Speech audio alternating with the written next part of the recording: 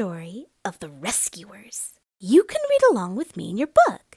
You will know when it's time to turn the page when you hear the chimes ring, like this.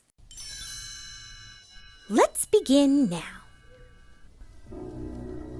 Deep in Devil's Bayou sat an old rotting riverboat. A lonely orphan girl named Penny had been kidnapped and brought there by two terrible people. One dark night, Penny secretly placed a message in a bottle and dropped it into the water. She hoped someone somewhere would find her message and rescue her. Someone did find Penny's message. A very special group of mice named the Rescue Aid Society. They called on an emergency meeting to find a way to help poor Penny. It looked like a difficult case. Miss Bianca, a most adventurous agent, immediately volunteered to take the case, but she needed to choose a partner. "I pick Mr. Bernard," said Bianca, pointing to the timid janitor. Me? Stammered Bernard. But I'm only... "Oh, come on. You would make a perfectly wonderful agent." So Bianca and Bernard flew to Devil's Bayou. With the help of a dragonfly and his leaf boat, they made their way across the swamp to where Penny was held prisoner. Quietly, the two mice climbed onto the riverboat and peeked through the window. There were the kidnappers. The boss was Madame Medusa, a mean and greedy woman who kept crocodiles as pets. Her helper was Snoops. "I want that diamond!" snarled Medusa, swinging her cane at Snoops. "You put that brat Penny down into the pirate cave again tomorrow and make her find that big diamond!" But she won't listen to me, said Snoops helplessly. "Do we have to use her?" "Of course we do, you nitwit. She is the only one small enough to squeeze down that black hole." Bernard gasped. "We've got to find Penny and get her out of here tonight." They had only gone a few feet when Medusa's pet crocodile spotted them.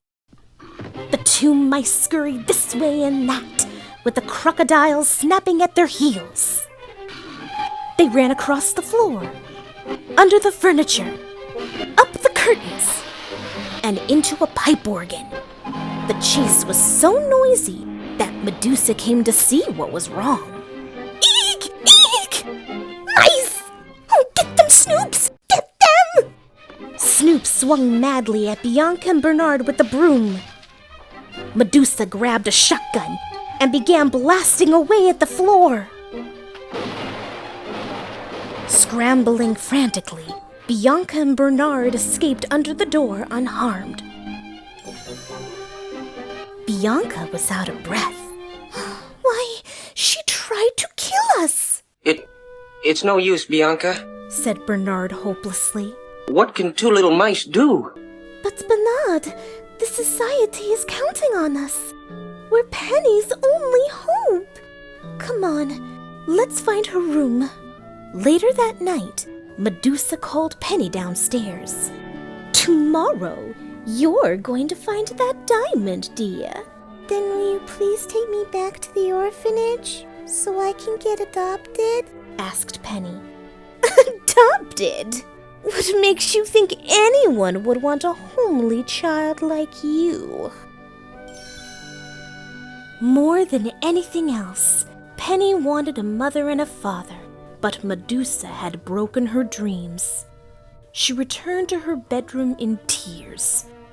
As Penny knelt by her bed and said her prayers, she heard a tiny voice. Penny, we found the bottle with your message. We've come to rescue you." It was Bernard. Penny hugged her teddy bear. "Did you hear that, Teddy? Our bottle worked!" Then she looked down at the two tiny mice. Didn't you bring anyone big with you? Like the police? Bianca smiled. No, Penny, but if we all work together and have a little faith, everything will turn out right. So the three of them spent the rest of the night planning an escape.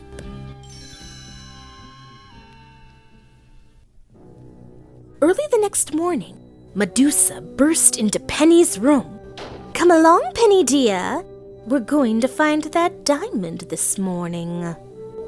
When Penny got dressed, Bianca and Bernard hid in her dress pocket. Then Medusa and Snoops took Penny off to the pirate cave across the swamp. Penny looked at the small opening in the ground and grew very frightened. I don't want to go down in that awful black hole again. The cave always fills up with water. Medusa scowled at Penny and grabbed her teddy bear.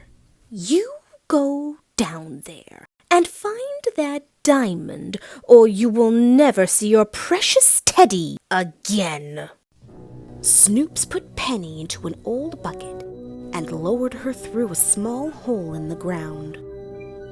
Down, down Penny went into the wet, dark cave.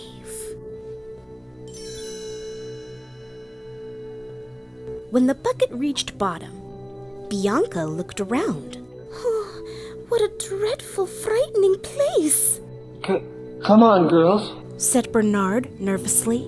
Let's look for that diamond so we can get out of here.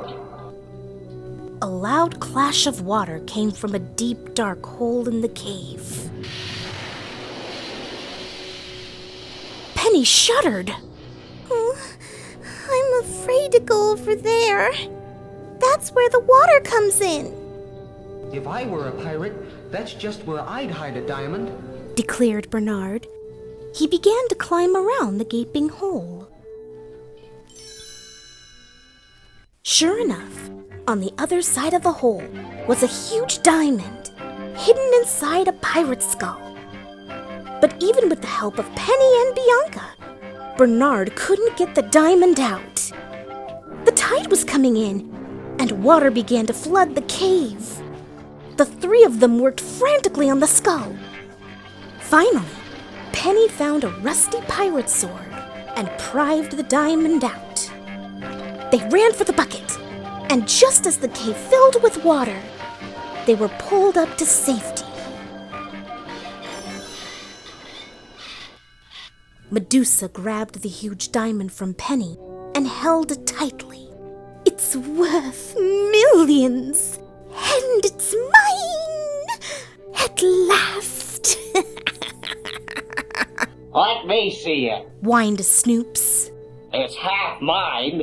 I'm not sharing it with anybody, snarled Medusa, and she ran off to the riverboat with Snoops chasing after her. One of Medusa's crocodiles grabbed the back of Penny's dress with his teeth and picked her up. Put me down, you creepy old dragon! But the crocodile ignored Penny and carried her back to the riverboat. Bianca and Bernard ran after them.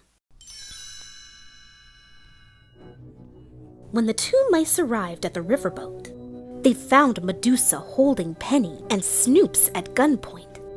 Don't either of you try to follow me, warned Medusa as she clutched Penny's teddy bear. She smiled to think how clever she had been to hide the valuable diamond inside the toy bear. Medusa began to back out of the room. We've got to do something fast, whispered Bianca. She and Bernard quickly stretched a string across the doorway. The wicked Medusa tripped and fell with a crash, and Penny grabbed up her teddy.